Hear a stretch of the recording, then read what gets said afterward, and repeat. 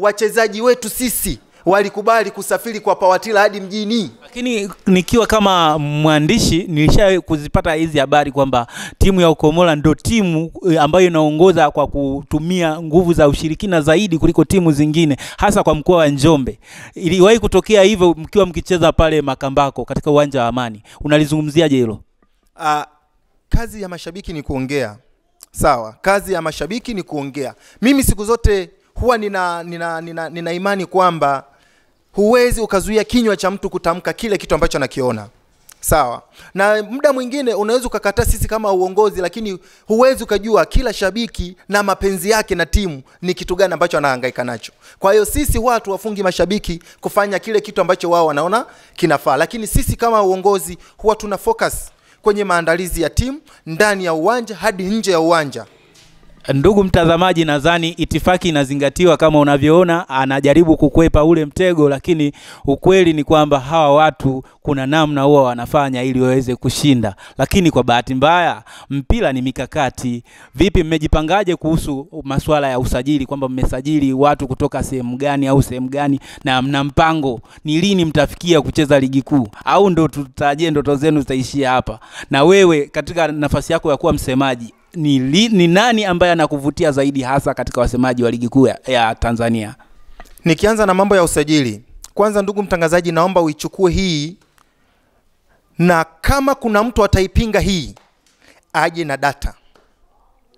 Ukomola ndo timu pekee ambayo iliweza kusajili na ikaweka timu kambi wiki 3. Niletee timu zozote ambazo zinacheza ligi za mchangani ambazo zinaweza kufanya kitu ambacho kimefanya timu ya Ukomola.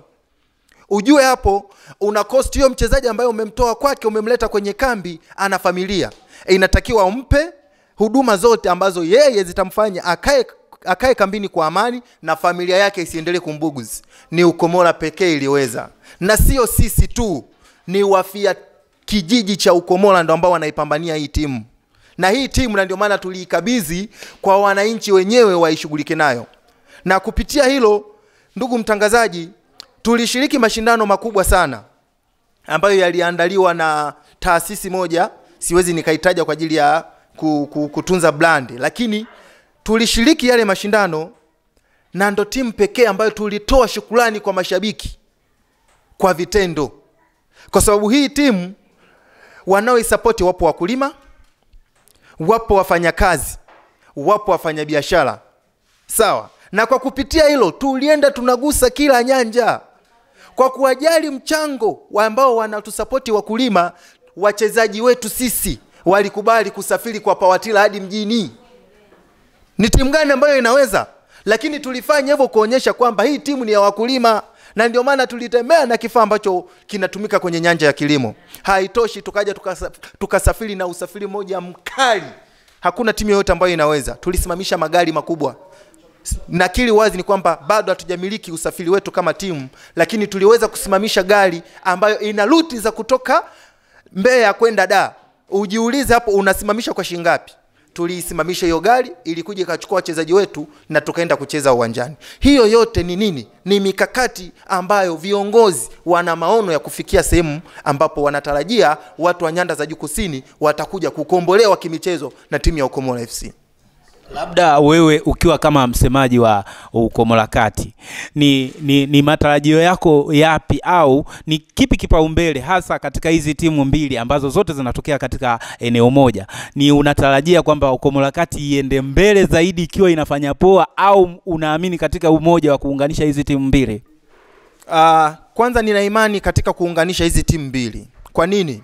Ndugu mtangazaji, na wewe kama itakupendeza ukipata muda, naomba ufanye mahojiano na viongozi wa hizi timu zote mbili, Ukomola Kati na Mkafu.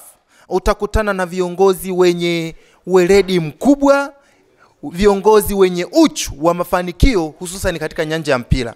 Kwa hiyo huwa ninajenga imani kwamba hawa viongozi wote wakikutana kwa pamoja wakashare idea, Ukomola inafika parefu, na nina imani hiyo. Na sisi kama uongozi, nikizungumzia kwa upande wa timu ya kijiji, tumejiwekea mikakati ni kwamba baada ya miaka 3 tunahitaji Ukomola iwe imeshaingia kwenye championship. na hilo tumeshaanza mikakati, tumeiweza na tumeshaanza kuwekeza, na tunashukuru Mungu tumeanza hata kuwekeza kwenye miundombinu, na ndio maana ukienda saizi tunamiliki uwanja ambao hakika baada ya kukamilika ujenzi ni uwanja ambao utakuwa ni uwanja bora, hutakuja pata kuona.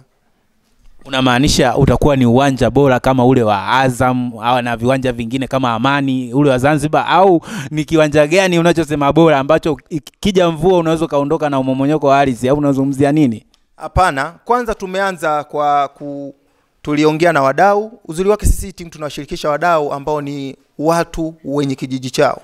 Kuna baadhi ya wadau tuliwashirikisha, wameliona hilo, na wapo wadau kadhaa ambao wameungana, wapo kwamba wao wapo tayari kuagiza nyasi bandia kwamba waweke kwa ajili ya uwanja wa mazoezi. Vile vile sisi mkakati wetu mkubwa ni kujenga uwanja mkubwa, na ndio maana tulimuita mtu wa kufanya tathmini ya uwanja, akatuletea vipimo ambavyo tumeanza navyo kwa ajili ya kutengeneza pitch venye ukubwa kama ule uwanja wa Benjamin Mkapa.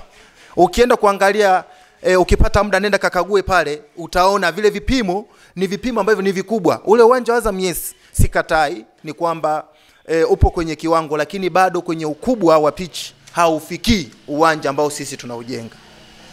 Mtazamaji wa Robi Media, leo tuko na kijiwe cha wanamichezo ambao wako huku mtaani. Bila shaka umezoea kuwa ukifuatilia Simba na Yanga, sijui na timu zingine za huko nje, lakini nikwambie mzizi wa michezo ya mpira wa miguu huwa unaanza chini. Hawa watu wanaozungumza hapa ni watu ambao wanaupenda mpira kutoka damuni. Anaelezea hadi mipango ya kujenga uwanja mkubwa ambao yani hata kwenye hadhi ya mkoa bado hatujafikia, lakini yeye anaamini ipo siku itafikia. Ni wapi hapo ambapo panazungumziwa? Ni Ukomola, ni ndani ya Njombe, Wanging'ombe. Karibuni uje ujionee, wacheza mpira wapo huku. Wale watu wenye vipaji kama vya Ronaldo, sijui akina Drogba, nadhani wapo huku. Bila shaka una neno la kumalizia. Kitu ambacho napenda nimalizie ni kwamba kwanza niendelee kuwasihi wadau wa kijiji cha Ukomola kokote waliko pande zote.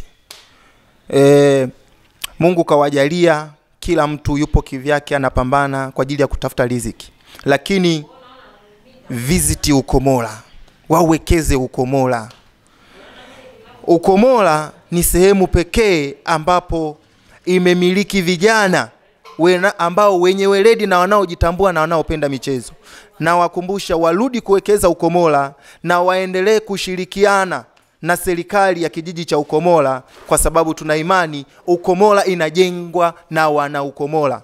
Hata kuja kutokea mtu mwingine yeyote kutoka sehemu yeyote nje na kijiji cha Ukomola aje kuiboresha Ukomola. Ukomola tunaijenga wenyewe, na ndio maana tumeamua kuthubutu na tunaweza, na bado tunasonga mbele. Ndugu mtazamaji, kwa kuibia tu siri, Ukomola ni eneo pekee ambalo lina